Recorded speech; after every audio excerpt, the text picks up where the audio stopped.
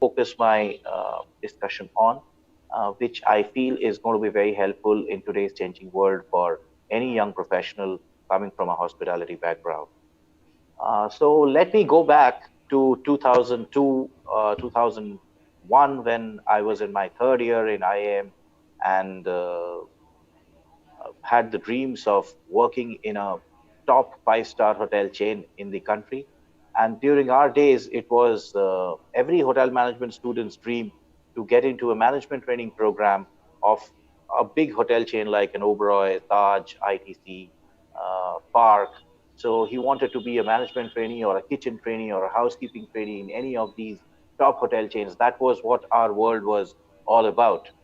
Um, the idea of standalone restaurants or standalone bars was pretty novel at that point of time, and there were only a few, like an Indigo in Mumbai or an Olive in Mumbai, which were started by some celebrity chefs.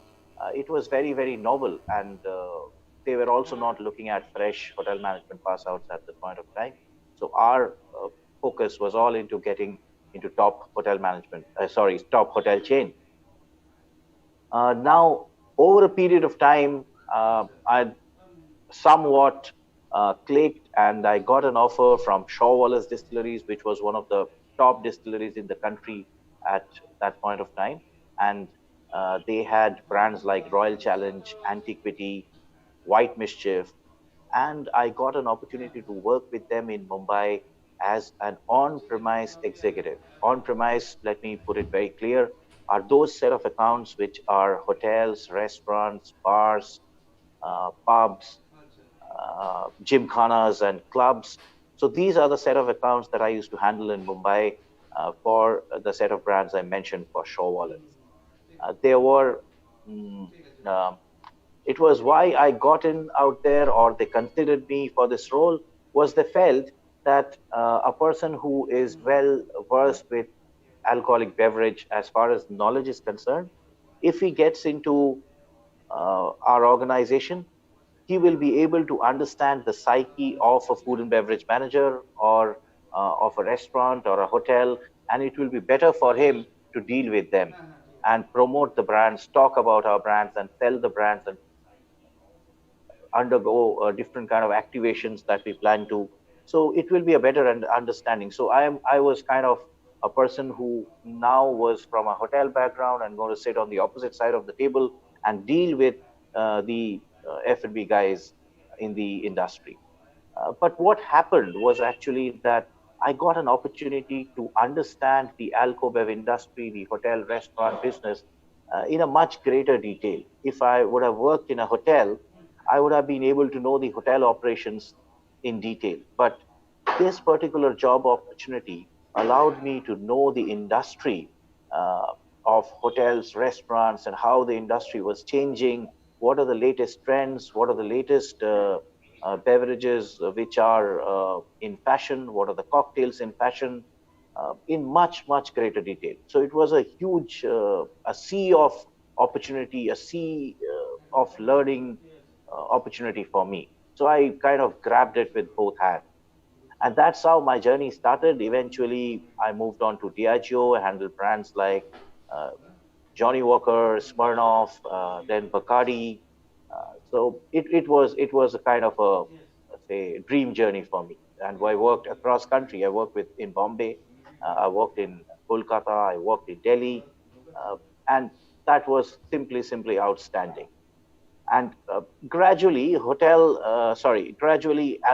bev companies were also thinking of getting people like me into their system, which was becoming helpful for them, especially in the on-premise, the Horeca sector. Horeca is hotel, restaurant, and catering, for your understanding, to deal with the F&B guys out there. As I told you, in those days, way back in 2002, 2004, 2005, standalone restaurants, bars, nightclubs was a novel idea, but it was gradually picking up. We generally knew that hotels in hotels, 60% of business comes from rooms and 40% of business comes from beverage. But this is something which was trending, which was changing at that point of time. And we came across hotels in India like the Marriott in Bombay, uh, the Park Calcutta, which were very much focused on their alcobev business, the alcoholic beverage sales.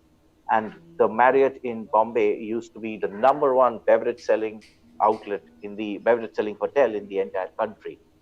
And this trend was gradually picking up.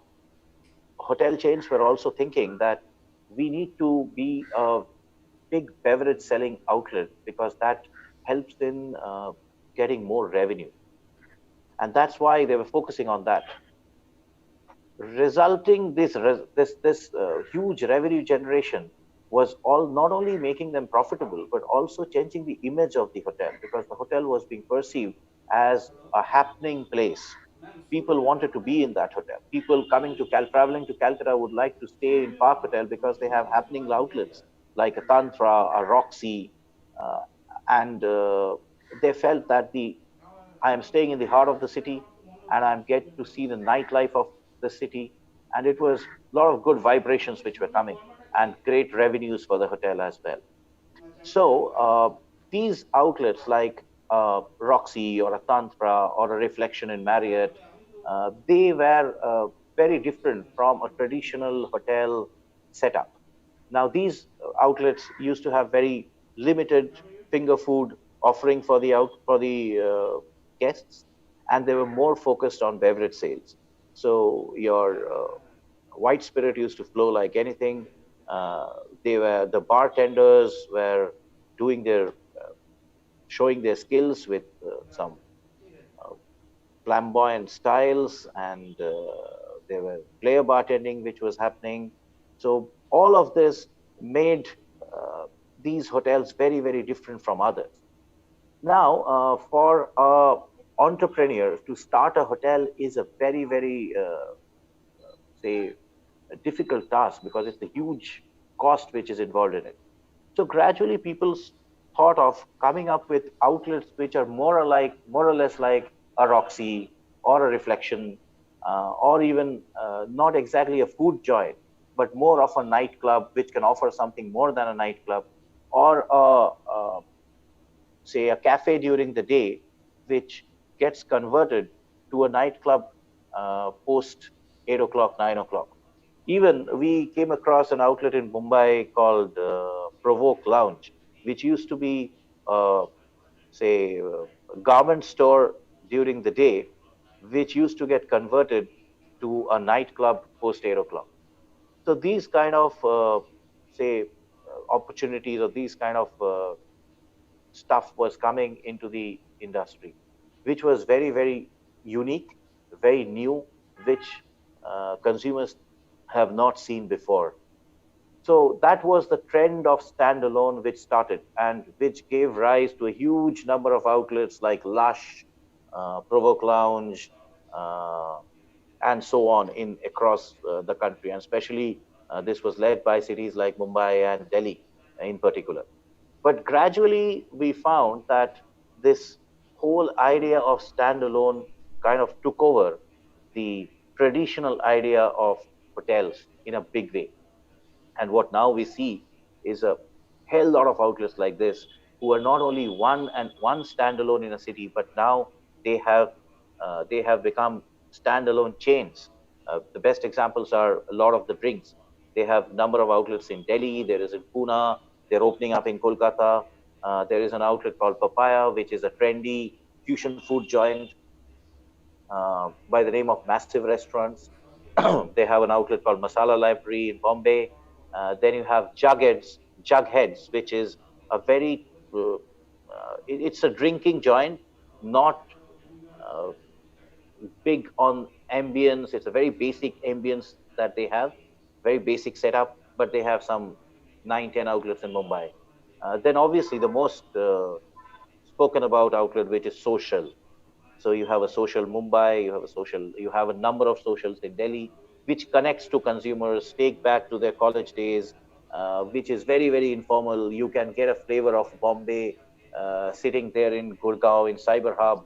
So very basic in terms of their setup. Now that was also again a change of trends, because when we used to visit a restaurant or a hotel, we were used to things like, which is very lavish, a lavish setup, beautiful ambience, costly chandeliers, uh, tables and chairs, which look very different from what we use in our daily life. But when you go to a social today, uh, it is a bare minimum setup, and there are no costly chandeliers, there is no costly chairs and tables, but very basic. And then you find innovative things happening out there. You are being served in a porcelain mug, a particular drink, you're being served in a jam jar, you are being served in innovative delivery devices. Now these are things which change the entire story. And earlier it used to be, uh, people used to think that when you go to an outlet, you need to be served in a peg where the waiter will come and serve it to you. But social changed the entire dynamics. You were being served a small 180 ml bottle on your table, and it's called the social pawa at 1,000 rupees. Cost effective, innovative ways of delivering or serving spirits is the trend in today's India. And that is what is catching up in big way. Every outlet is trying to move into that mode. Selling by the bottle, you get a special price if you buy an entire bottle. You are a group of, say, 5 people together and you buy an entire bottle, and there's a special price for that. Along with that, you get a finger food. So the choice of food is also very, very basic, finger food, which is being served. Along with that, what it did, this particular trend is it resulted in a huge opportunity for young, innovative bartenders across the country. So they were making concoctions which were not the traditionals, Bloody Mary and the cosmopolitans of the world, but they were concoctions which were typical to that particular outlet. So they name it a social a social cosmopolitan, or say a social Mary, which is a different version of a Bloody Mary with some more ingredients being put into it. So these kind of trends started building up. So as beverage companies, we also started thinking in a different fashion. Earlier, when I started my career, it was all about going to the pubs, going to the clubs and the gymkhanas, and talking to the uh, managers out there. So in our industry, let me guys tell you that there is a customer and there is a consumer, and there is a difference between a customer and a consumer. A customer is a person who will be the F&B manager or the owner of the property, and a consumer is the person whom, in a hospitality industry terms, you guys call a guest. So he is the consumer. So we, as alcohol companies, we were more focused on the customer than the consumer. But the time was gradually changing, and we started becoming more and more consumer focused. And that is when we started thinking that we need to recruit bar experts, because consumers were asking, going to social, and they were deciding that I want to go to social. So the decision making was very different. It was not that we want to have a drink tonight in any of the bars, but we want to have a drink tonight at Papaya. We want to have a drink tonight at a lot of drinks. The outlets, these standalone outlets, the offerings that they had in terms of the ambience, the cocktails and the menu that they had was very, very exciting to consumers. So they were going to these places. So as companies, we felt that we need to also change our mode. We need to be more consumer focused. So we started recruiting bar experts who would go to these outlets, speak about our brand to the bartenders, the managers, the wait staff out there, and train them on the different aspects of the brand, the features and benefits of the brand, the whom this brand needs to be served, So also came a point where we felt that we need to be more focused, and we need to kind of do a segmentation of these out, which was as of now as a hotel, as a restaurant, as a bar. Now we segmented them further, and we came up with a segmentation model called the CDOS, which is consumer driven outlet segmentation. Guys, if you all your friends are going for a drink together, you may go and have an Old Monk in college days, and that's why Old Monk is one of the most nostalgic drinks for all college students across the country. But again, when you are going with your girlfriend, you may not choose that. You may choose to have a cocktail or a cosmopolitan, or a person who is well settled in life. He may go for a sparkling wine or a champagne to celebrate his or her anniversary. Similarly, when the same person is going out with his office colleagues, then he may opt for a beer. Or suppose he is going for a Saturday afternoon get together with friends and families in a particular gymkhana or a club, he may opt for a beer again. If he is going with some a few of his bosses in afternoon drinking session, then he may go for a scotch. So again, that person, when he is going in a nightclub, then he may go for a tequila. So the same person is doing different brands at different time of the day for different occasions. So we try to focus our brand strategies on occasions rather than focusing on outlets and selling all the brands to the outlets and promoting all the brands to the outlets. So our promotions were also focused. Our outlets became specific for specific set of brands, and that is how we changed our way of operation. Now, this kind of an model, if it needs to be passed on to the outlet, we need professionals and we need experts who can do it the best.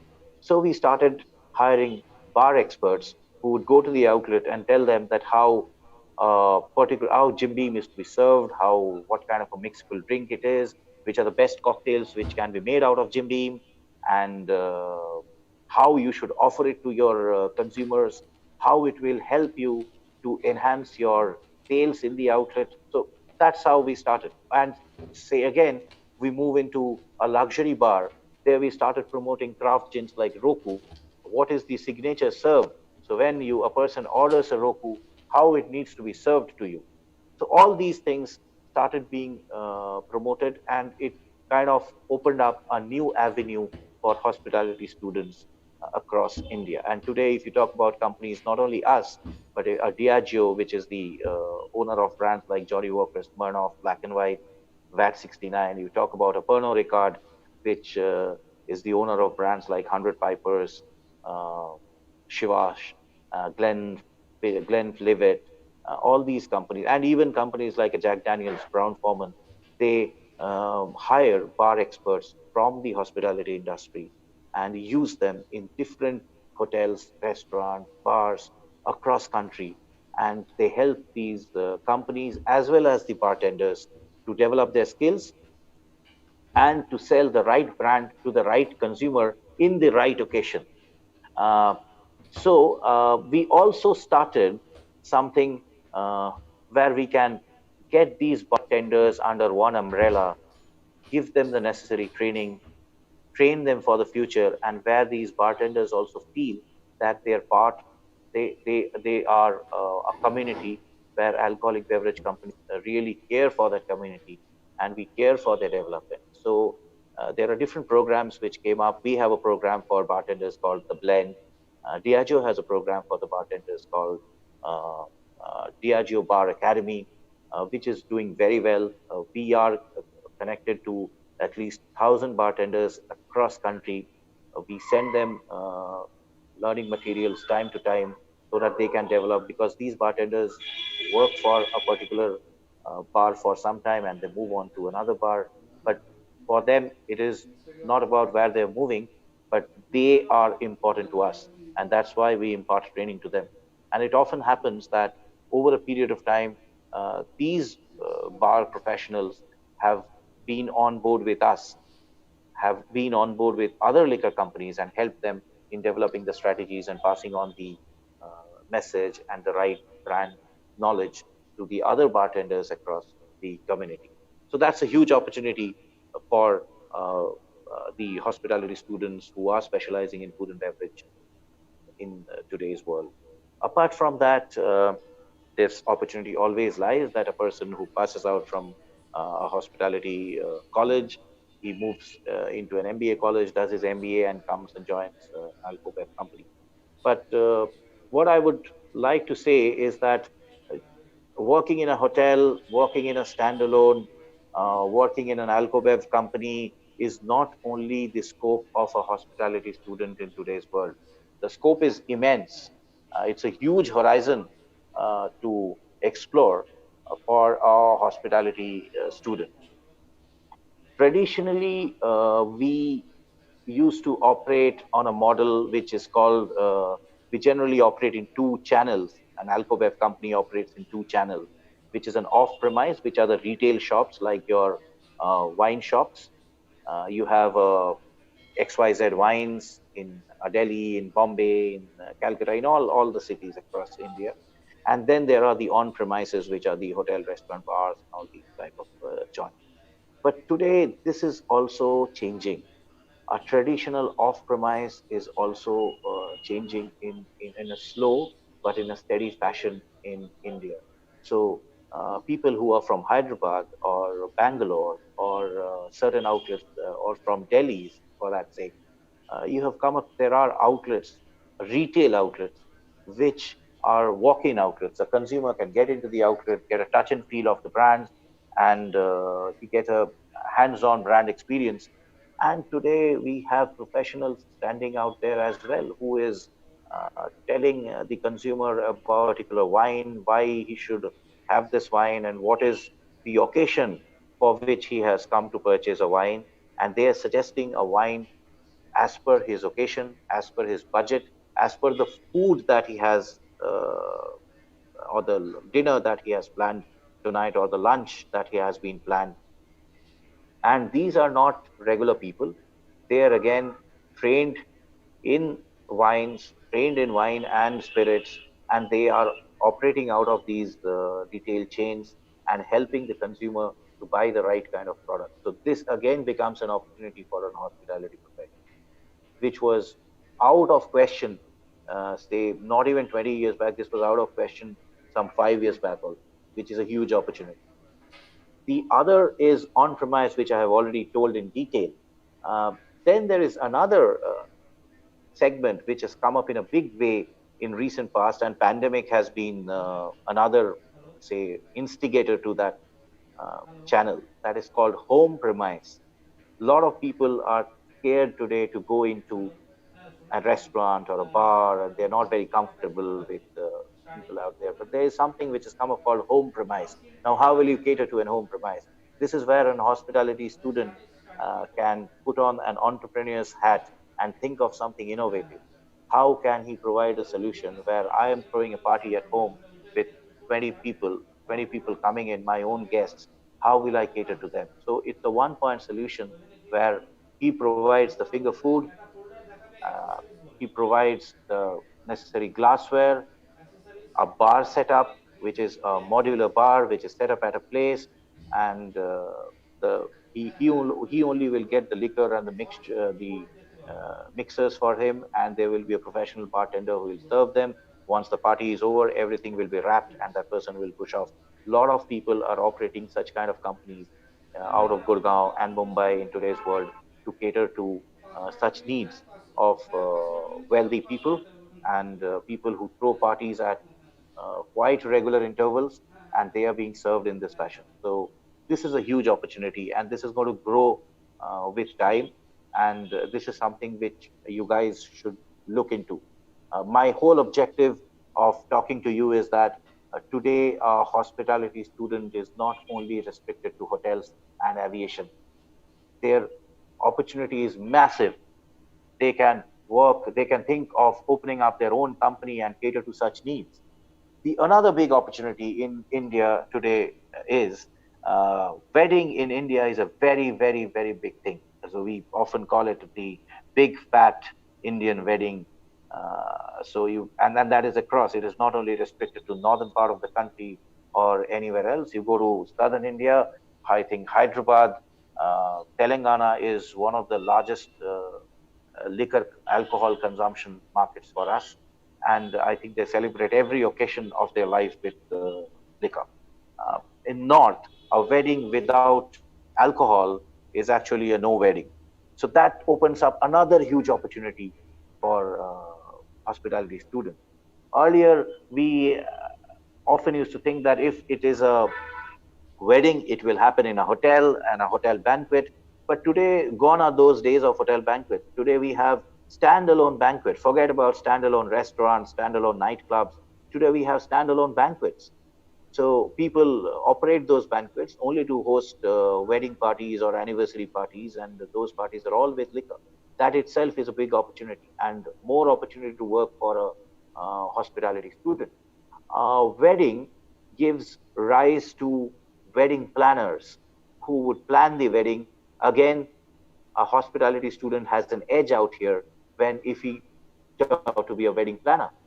He can be, if he doesn't want to be a wedding planner, he can be set up a sweet counter out there. A sweet counter in a high-end wedding in India is massive. You will have at least 50 to 60 choice of different kind of sweets out there which will be served. There will be a live counter, and trust me, guys, in today's world, all wedding planners give out these contracts to separate caterers. There's one caterer who will only take care of the sweet counter, one only with the kebab counter, one will take care of there's a smoke counter. So I have met professionals who are from the hospitality industry.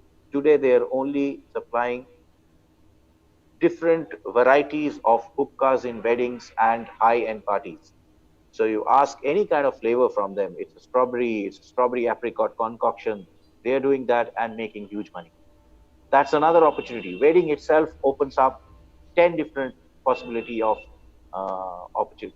for a hospitality student.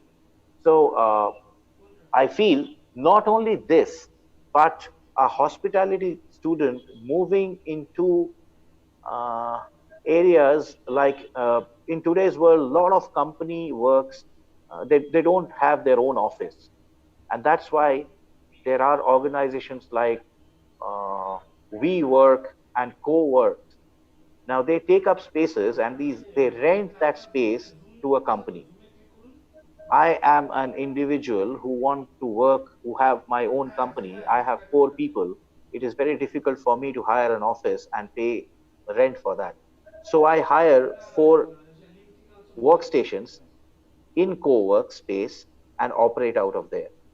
Now, who is going to run this co-work space and these we workspaces? They are going to be run by hospitality professionals. So I started my talk that what are the opportunities beyond hotels and aviation, and I think we have come up with a huge opportunity.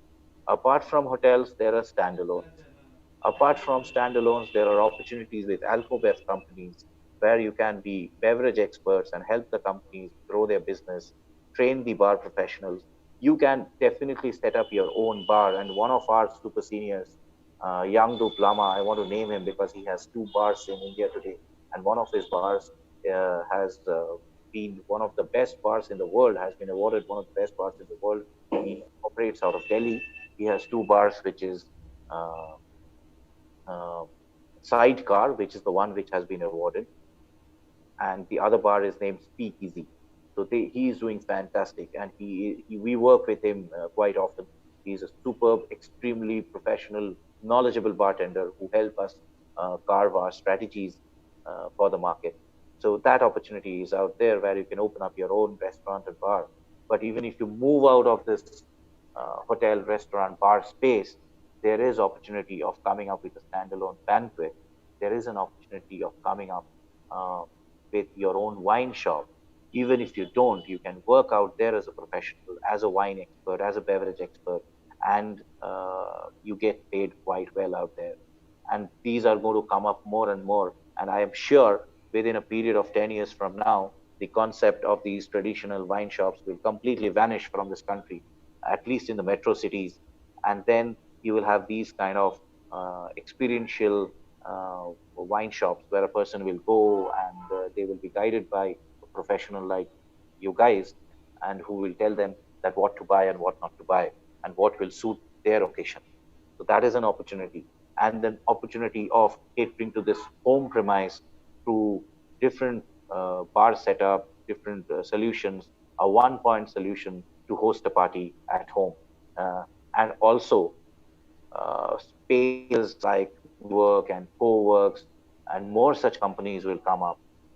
And the pandemic has actually taught us that we actually do not need a huge workspace. We can work out of home. So that is an opportunity where a hospitality professional has a huge role to play. So at least I think I have mentioned some 10 opportunities apart from hotels and restaurants for a hospitality professional, and grow in life from there.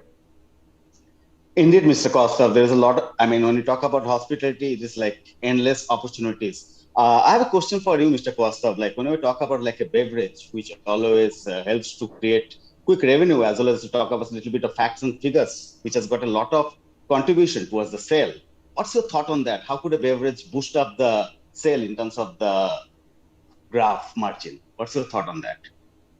See, if you talk about India as a market, and we are talking about premium products out here, because a person who is doing hospitality will move into a sector where he will be selling premium spirits. So it's going to be Scotch, most of the cases Scotch, and upwards into the single malts and stuff. So if you talk about that industry, that only the Scotch segment, not the single malts, the Scotch segment, where we talk about Teachers, 100 Pipers, and these kind of brands, that itself is growing at a steady 30% plus, 20 to 25% plus to be precise. And if we talk about the overall single malt segment, it is 50% plus at which it has been growing. And this has been the growth for the last 5 6 years. The single malt industry in India is growing at that pace. If you talk about the increasing the revenues and the contribution of alcoholic beverage, then if you just, let's take it this way, that you go to a restaurant and you order food, and if it's a high end restaurant, you will be spending something like at least uh, 2000 rupees in a five-star hotel on food on a buffet. If you order drinks along with that, your bill will just be double. It will just be double. So if I go and have only food in a restaurant and spend 2000 bucks, if I have liquor along with that, my check will be something near to 4000 bucks. So it is going to be every hotel who will try to promote their beverages, and that's the reason we are always in demand in hotels and all standalone properties, because they keep asking for doing new promotions, new activations with alcohol brands, because that enhances their revenue. Because today you do something with Beam Suntory, tomorrow you do something with Diageo, then with Pernod Ricard. At the end of the day, you are offering new options to the consumer, and if the consumer opts for the alcohol option, then his sales simply shoot up. Just would like to point out, there are outlets in today's world who completely sustain on their beverage sales. If I talk about Gurgaon Cyber Hub, where there are some 30 odd uh, uh, say restaurants and bars in one close vicinity, and then there are outlets who completely survive on their alcoholic beverage sales, because their food option is very limited. They serve something, and that is also very innovative, because they serve something like pizza, or say a chili fish finger, or something like keema pao, as basic as this. But if you talk about their alcohol option, is unlimited. They're selling by the bottle. They're selling by A 750 ml bottle, they're selling by a 180 ml bottle. Uh, there is an outlet called Wine Company where they don't serve by pegs, they serve by the bottle only. So either you will buy a 180 ml or you will buy a 375 ml or a 750 ml. Now think, we always, it used to be a challenge for us. When you go to a retail shop for liquor, you buy a bottle, buy the bottle. But when you go to an on-premise, you buy in pegs. Now the on-premise are changing the entire paradigm of the consumer. Now you're buying in bottle, which is enhancing their sales to a lot extent, because I may have drunk 2 pegs, but in that outlet I do not get served by pegs. Whatever minimum I will have to buy, I will have to buy a 180 ml. So obviously his sales increases, and that increase is massive, because a bottle which cost say 2000 rupees in a liquor shop, in a wine shop, which gives you 12 and a half pegs, 12 and a half large pegs, 60 ml pegs. A single peg of that same stuff would cost you something like 500 bucks. Now if I say that you buy 3 pegs at 1400 rupees, or say 1200 rupees, the person says that, oh my god, it's coming out to be cheaper. I am getting to sit in a nice place with nice ambience. I can order food and waiter serving me, and I am getting that experience, and it is slightly cheaper. So the outlets we are thinking on, which are thinking on these lines, is increasing the consumption of alcohol, and is increasing revenues as well. Just for an example, India is a massive, massive, massive country for alcohol consumption. Uh, the population, we recently did a study where the number of people, new drinkers who come every year, the new drinkers who we get every year is equal to the amount of Australia's total population. The number I of completely agree with you. coming into drinking every year in India is equal to the total population of Australia. So you can understand that what is the amount of business opportunity in alcoholic beverage we have in India. And that is the reason for every alcohol giant, the focus country is India, with all restrictions, mind it. Australia, there are no restrictions. I can go to Bondi Beach and pick up a red label ginger ale and keep having it ready to drink. But in India, with all restrictions, with 20 states with different liquor policies and restrictions, still the focus of all liquor giants is India. Yeah, this is something matter of fact. The statistics really came up pertaining to the in terms of the consumption of the alcohol in the Indian community, which has increased to a lot. The CAGR of the compound annual growth rate, something it has increased from 2019 to 2020, something around like 4.63%. And they are targeting all the millennials, like all young teenagers, who the consumption they have started consuming There more has on been alcohol. there has been Shubhadeep, another trend which we are seeing over last 7 8 years, that uh, whom you came up with this term called millennials, which we come across in our boardrooms almost on a daily basis. So these millennials are not at all they are worried to spend. They are interested. I mean, a similar aged person, say 10 years back, would have gone through the regular path of from an old monk to a premium Indian whiskey, then to a super premium Indian whiskey, then to a Johnny Walker Black Label, and then to a single malt. But this is what is the different with millennials, because a millennial straight away from college would not say mind trying a Glenlivet 18 amongst three of his friends. They will share the money and have a Glenlivet 18. So we cannot leave that consumer at all, because you may not, we don't know that he will try out a Glenlivet 18 or a Jameson or a Jim Beam. And this is a consumer who is not very, very keen on trying what his father had tried or how his father has grown in life. This is a consumer who wants to be different, and he at times is not very keen on having scotch. He wants to spend the same amount of money, but he wants to drink something which is different from Scotch, or even try an 18-year or a 15-year-old single malt and get a feel of it. This actually is very, very good for our country, and this is very, very good for business, because this increases the ambition level of an individual. Once he tastes a 12-year, 15-year-old single malt, once he tastes a Jim Beam Jameson, he wants to go to that, he wants to come up to that level in terms of his earning, so that he can sustain that choice.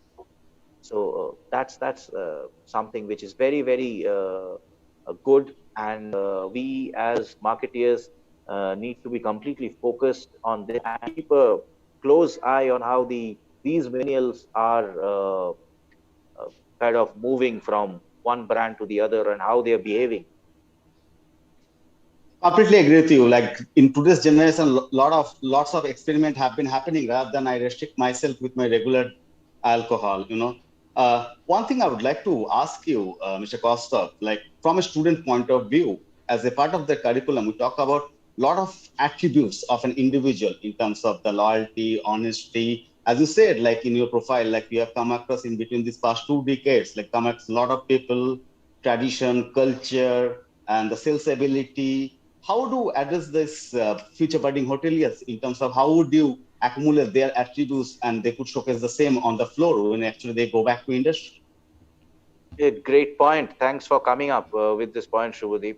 Uh, I think the most important thing is integrity. Uh, and this is a very key word in today's world amongst corporates, because this is integrity is something which is absolutely non-compromisable. And I mean, I'm so proud to work with a company called Beam Suntory, where integrity and compliance is at the top. If you do not meet your targets, if you don't perform, you will be given time to rectify yourself. But if it's an integrity issue, there is you will not get a second chance. And the same thing holds for everyone. I think in today's world, our major problem is integrity. Honesty, I would not like to use that word, because there is honesty depends on situation, and honesty has a value. So I can say that I'm honest for a crore, but I do not know if I see 10 crores whether my honesty will be there or not. So honesty is quite variable in today's world. But if a person has integrity, then honesty is an automatic choice for him. I mean, if he has integrity, he doesn't have to think about honesty, because I will just give a small example that we attended a session which was about integrity, compliance, and all these stuff. And the facilitator of the program, he told one of the guys, and he asked that if I tell you to cross a road where there is heavy traffic, and there's no red light, it's all green, the cars and buses, the vehicles are moving on, you have to cross that road, and I will give you 10,000 rupees, will you do it? He told that no, I will not do it. Then he told that I will give you a lakh, will you do it?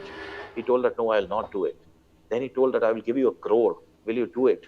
He told that I will think of doing it. I will still not do it, but I will still give it a thought that it can be done or not. And then he told that if I give you more than that, he will say, I will give it a try. So you see, the honesty is, he is honest for 10,000, he is honest for a lakh, but when the amount goes to a crore and plus, his honesty kind of becomes shaky. Uh, that means there is an integrity issue with this person. So integrity is integral to an individual. And as the world and the country is moving, a person without an integrity will face a lot of issues in the coming days, because I will tell you, as a company, and we operate in a dark market, because liquor still in India is a taboo. Uh, there are excise officials that we have to deal with, and I mean, with all my regards to everyone, and I don't want to undermine anyone, but we know how the excise officials and the excise departments work in our country. Uh, but we are a company who is 100% plus compliant. There have been states where our files have not been passed, and you very well know the reasons. But we have not operated in that state for more than a year because of our compliance and integrity standards. That better we'll not do business, but we'll not compromise on integrity. So it is not about the company, but it is about the individual who has integrity. Whatever may be the circumstances, he will survive through. A person who does not have integrity, or he will compromise to circumstances. In certain circumstances, he will pass through, but there will be occasions where it will be a very big blow for them. And so I feel that every individual working, and especially since there are first years and third years are going to be joining the industry very soon. First years are going to go into training in a year's time. Uh, they should keep this in mind, that what may, integrity cannot be compromised. That will give them an added confidence, and it will give them a very good sleep at the end of the day. Completely agree with you, sir. I mean, can't agree more. I have a lot of things going in my mind, but we'll keep it open for the youngsters. But before that, a last question for you, sir. Like we, all the food and beverage service faculty, always encourage or motivate students, apart from their regular curriculum, do certain professional courses, maybe like a WSET or something like that. What's your thought on that, sir? See, doing anything extra is always welcome. At times, we feel that if we do that, it may not be. I mean, at times there are occasions which come where we feel that I did this course, but it's not of any use for me in future. But it's not like that. Um, I never knew that the kind of study that I did with alcoholic beverage would help me to this extent, where I will be working. My entire career would be with Alcobev companies.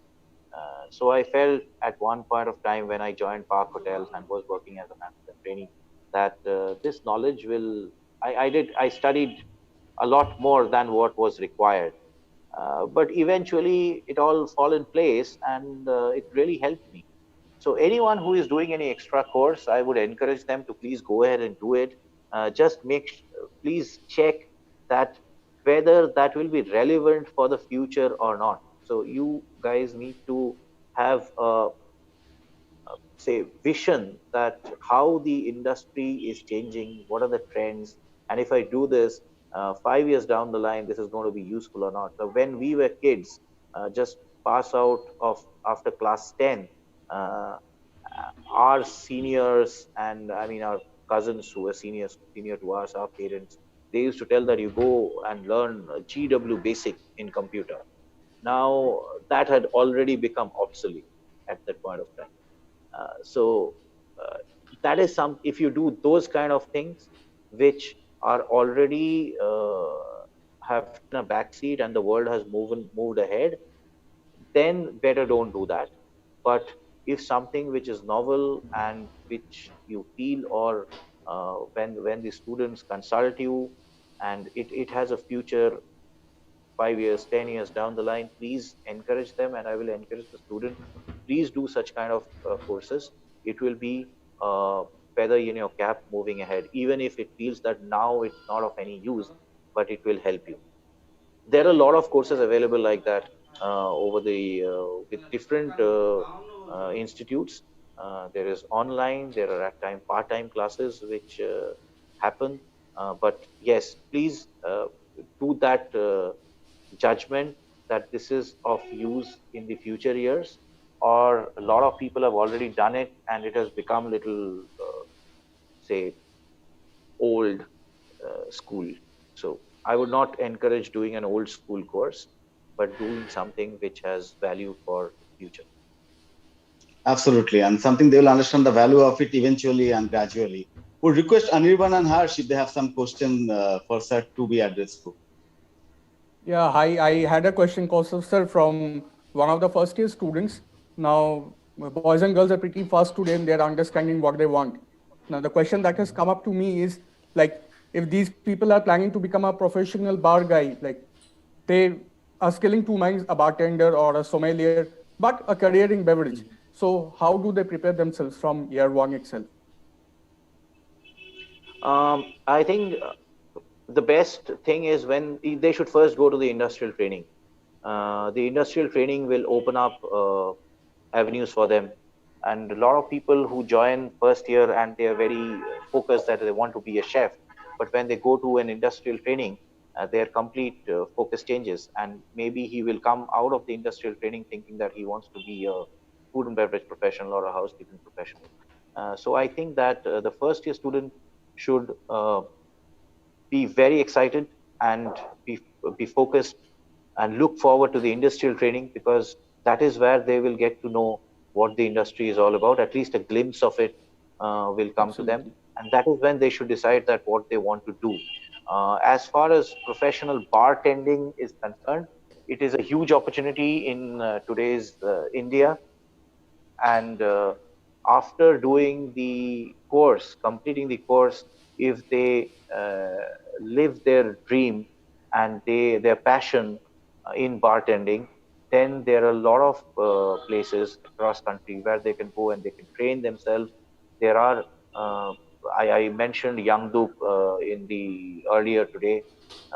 He has his bartending academy. There is Cocktail and Dreams, and there are other such. Shadbi, one of the Shadbi Basu, who is a female bartender, uh, One of the very pioneers, you can say. one of the pioneers. And at that point of time, we never got women into bartending, and she has been an exceptional person.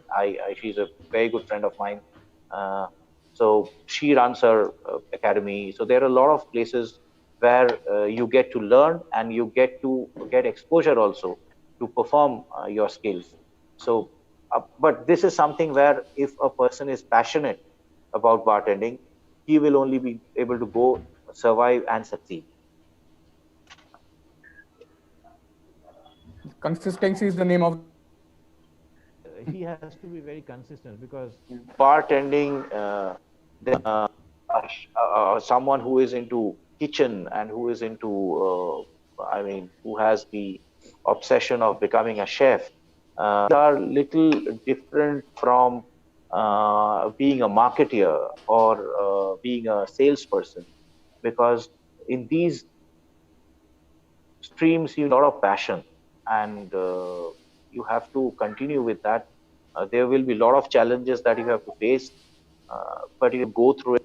Yes, I can only say that at the end of the road there is success, and there is a lot of success, and people have proved uh, themselves, like in Yangdup or a Shadbi, who are kind of stalwarts now in the industry, and we look forward to them.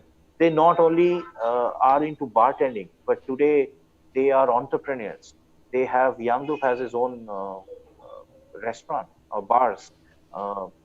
Similarly, we know people like a Sandeep Arora or a Magandeep Yes, Singh. yes. I want to name them because I think I missed them during my talk. Now, these are people who conduct single malt sessions, whiskey sessions, who conduct sessions in companies. They do it in corporates. They do it amongst HNIs, the high network individuals. So that's another huge opportunity. They have their own companies where they conduct these kind of sessions.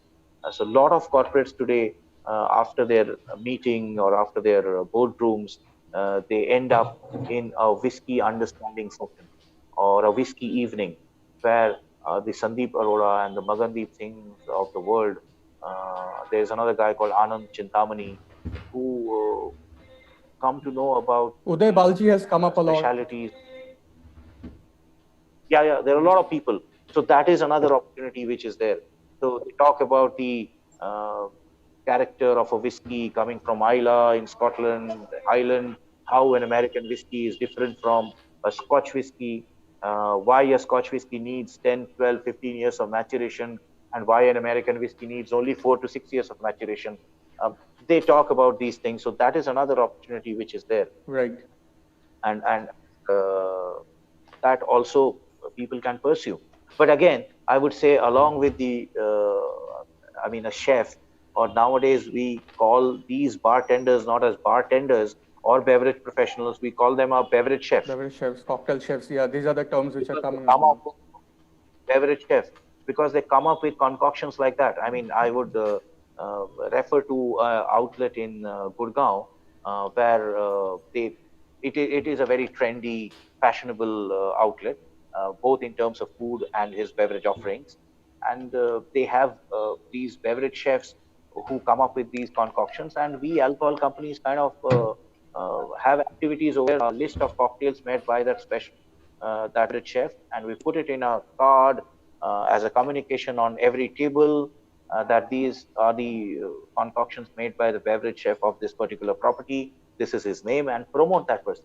But whether he is a whiskey trainer, or he is a beverage chef, or he is a chef, but he needs to have a lot of passion in it, because otherwise it's very difficult.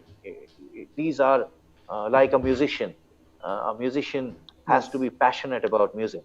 An actor has to be passionate about his acting.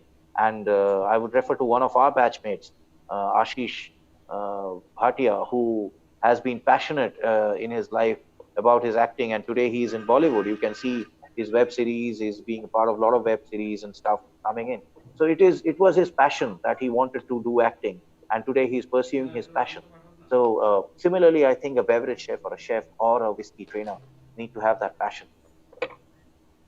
Matter of fact, Passion Kosa coupled up with sir, the knowledge, what we say. Yeah, we had a session with Ashish sir previously in last year, and exactly. I must mention a couple of alumni who had been associated with this beverage industry and successfully, delivering all types of bar equipments to all the leading five-star hotels and any sort of standalone bars, and they have been associated with one of the leading worldwide famous bar equipment company, none other than Parlix. Yeah, see, that is another option where I mentioned that the concept Absolutely, of that's why I wanted to highlight it.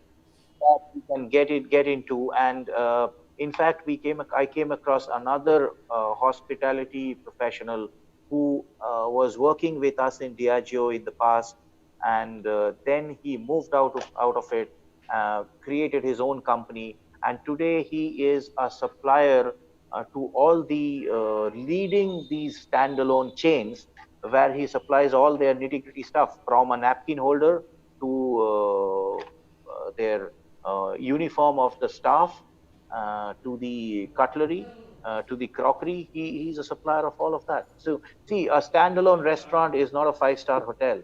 He can say, have that kind of fund, or that kind of a financial backup to get cutlery and crockery from Villeroy Bock kind of companies, world leaders. But it is these smaller standalones which often opt for such individuals, who is a one-point solution. He is providing the uniform for them, the bar equipments for them. He is giving them the curriculum for them, and it's a huge opportunity because he used to have a basic understanding of the hospitality industry to even provide these stuff. Right, sir. Hey, Costa Would sir. request. There you go, Harsh, please. Yes. Yeah, it was really comprehensive. I was being your good student today, just listening to you. It kind of summed up almost different dimensions of beverage industry and how these alcohol webs are operating, their scopes, what people should be doing. One thing I would want to know from you is about what kind of competition, what role do you think the competitions play in the life of the students?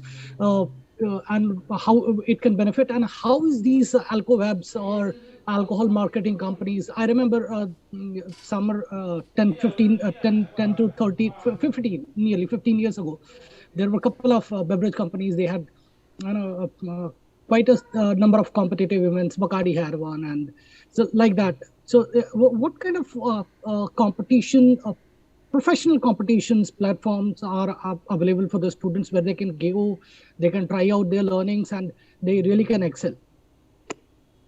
Over to you, sir. Harsh, thanks, Harsh, for the question. The thing is that we really cannot get into an institute and help out the students in any and tell them to participate in a competition because we companies we are MNCs and we have a marketing code. So a marketing code doesn't allow us to get into an educational institute. But Right. yes, once they pass out and they get into working in a hotel or in any hospitality sector, if they are into bartending or they are bar professionals, there are programs which are designed where they can show their skills and they get the opportunity to even perform in a world stage. So there is something called world class, Diageo world class, which they do, which is again a competition kind of with the bartending skills. Then Bacardi used to organize something called Bacardi Grand Prix, which again It people stop. from India have participated. Hello. Is it? I don't see Bacardi doing any kind of competition for past couple of years. Are they still Sir, doing it? I'm not sure if they are still doing it or not because, or they're going to rename it from Bacardi Grand Prix and try something different. We have started this program called Blend, where we are connecting with bartenders, and obviously, if you're connecting with bartenders, there you will have to provide a platform where they can show their skills and to the entire world. So there is something in store, but again, not when they are students in college, but for people when they will be moving on to the industry. We have it for professionals in the industry because our marketing code doesn't allow us to get into colleges and organize such events. But they still can participate if they have got college platforms, or if at institute level, if they are provided a platform where they can contribute and participate. So that It can is happen going at to an really benefit institute them. level, but at an institute level, definitely they should They participate. should. In our times, we used to have chef competitions in college, and then there used to be khadyots, which again I felt is a very good opportunity for students because uh, three different cuisines, separate counters, so many people coming in, and then the coordination between the departments. Like there's a kitchen team, there is a F&B team. I think that's a great say coordination for students to understand that how such big events need to be organized. So that they should be a part of. They should be a part of all kind of activities or competition at an educational college level. If it's happening, it is great to participate, and it's a great learning because see, this is an industry that we operate in which is not about only academics. It is about, Absolutely. it is show business. If you are in hospitality, it is show business. You need to be out there, interact with people, and see how these things are being conducted, how events are conducted, how what is the role that you can play in organizing such events. It is very very critical for a hospitality professional to be a part of such events and activities. Absolutely. Absolutely. Thank you, Costa sir. You being very comprehensive in describing different aspects, as I already said, and I'm sure your words are going a long way in laying the foundation for the student. I think, Shubhadeep, we should open the house for the students to Absolutely, Kaustav bring on their sir. questions. Over to you, Shubhadeep. Absolutely, Kaustav sir. It's the time for the youngsters and all the budding hoteliers. Students, if you have any questions or queries which you could address to sir, kindly request to raise your hand and we'll keep you unmuted.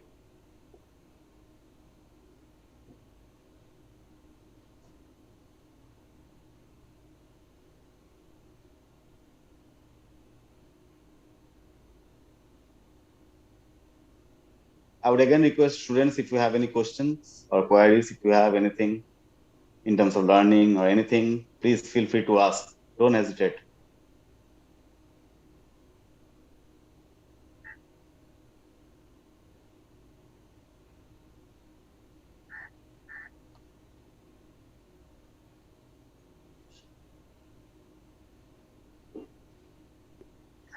it seems our students are so convinced, sir. You really being very convincing. Absolutely. Now I would request respected group director ma'am to share a few words.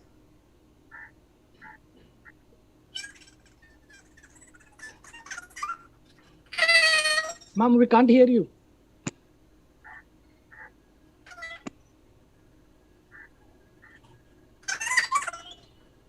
Ma'am, there seems to be audio there seems to connectivity be some issue.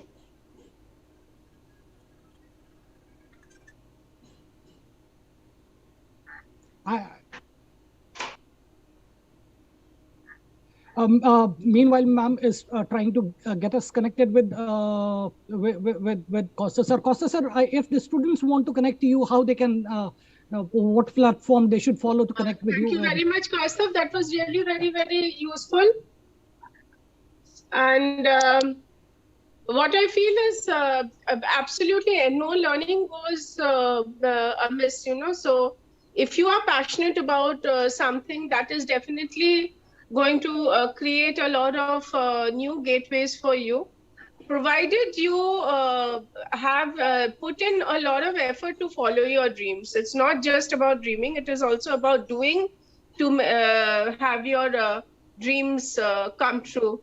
So that is very important. And I think each one of the students who are doing so well in this industry they are a live example about how they have moved beyond the normal, how they have created their own new benchmarks, and they have gone on to the paths which were previously not thought about by others. And I think that is how the new opportunities come your way. And beverage industry definitely is a very interesting opportunity, as well as something which is now creating a huge number of growth opportunities for the potential hospitality students.